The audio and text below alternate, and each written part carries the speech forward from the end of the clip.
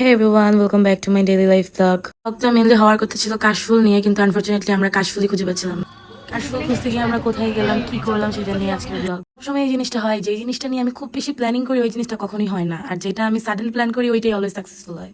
আমি আর কাশফি অনেকদিন ধরেই প্ল্যান করছিলাম, কিন্তু যাওয়া হয়নি। পরে আজকে আমাদের সাডেন প্ল্যান, আমাদের রেডি হওয়ার মাঝখানে প্রচন্ড বৃষ্টি পড়তেছিল। পরে আমরা এক পর্যায়ে ভাবলাম যে হয়তো যাওয়া হবে না, কিন্তু যাওয়ার আগে আল্লাহর রহমতে বৃষ্টি থেমে গেছে। আমরা যাওয়ার পথে কোস্টগার্ডের সামনে থেমে কিছু ছবি তুললাম, যদিও এখানে ছবি তোলা এলাও না।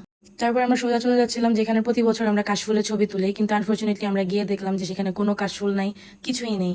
পরে আমরা খেয়াঘাট ব্রিজ দিয়ে ভাবলাম যে আরেকটা প্লেসে যাবো কাশফুলের ওইখানে, কিন্তু আমরা ব্রিজ থেকেই দেখলাম যে ওইখানেও কাশফুল নাই।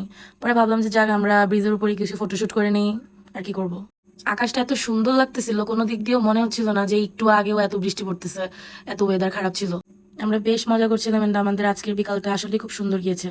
আমরা যখন ব্রিজে আসি তখন এত রোদ ছিল, আমরা ঠিক মতো চোখও খুলতে পারতেছিলাম না। আস্তে আস্তে বিকাল থেকে যখন সন্ধ্যা হচ্ছিল তখন আশেপাশের পরিবেশটা এত সুন্দর লাগতেছিল দেখতে, এন্ড আস্তে আস্তে অন্ধকারও হয়ে যাচ্ছিল। পরে আমরা এখান থেকে চলে গেলাম, যাওয়ার পথে দেখলাম এক জায়গায় কাশফুল, কিন্তু সেখানে ঢোকা নিষেধ। তারপরে আমরা একটা বাড়ির ভিতরে কাশফুল পেলাম, এন্ড সেখানে আমরা কোনো রকম তালা খুলে ঢুকে তারপরে কিছু সুন্দর সুন্দর ছবি তুললাম। ফাইনালি যেটার উদ্দেশ্যে আসলাম, কাশফুল চুরি করছে আমাদের কাশফি আপু। কাশফুল আস্তে আস্তে অন্ধকার হয়ে যাওয়ার কারণে আমরা তেমন ভালো কোনো ক্লিপই নিতে পারি না এখানে। ওইখান থেকে আমরা ডিরেক্ট চলে গেলাম ফুড ফ্যাক্টরিতে, দেন ওইখান থেকে নাস্তা করে তারপরে আমরা ভাবলাম বাসায় যাবো। জীবনে পরীক্ষার পরেও কে তো মনোযোগ দিয়ে পড়ছিল কাশফি? জীবনের ডিসিশন এত গুরুত্ব দিয়ে আমি যত গুরুত্ব দিয়ে আমি হচ্ছে খাবার সিলেক্ট করতেছি। ব্যাকগ্রাউন্ডে একটা সেট মিউজিক দাও প্লিজ। এই এক নির্বাণী প্রেম করতে স্যার, আর এই একদম জামাই বেদনায়, জামাই কষ্টে দুঃখে। আমি বলি ও হচ্ছে এখন যা চলতেছে ওর ফিউচার হচ্ছে আমার বাবা, একদমই না। আমি আর বেটার ডিজার্ভ করি, আমি বেটার কিছু। প্রেম মানে ছ্যাঁকা, প্রেম মানে কষ্ট, ছ্যাঁকা মানে বেদনা। আমরা খাবারের জন্য ওয়েট করছিলাম, এন্ড তখন এখনো খাবার আসতেছিল না। পরে আমরা কতক্ষণ রেস্টুরেন্টে এসেও ছবি তুললাম।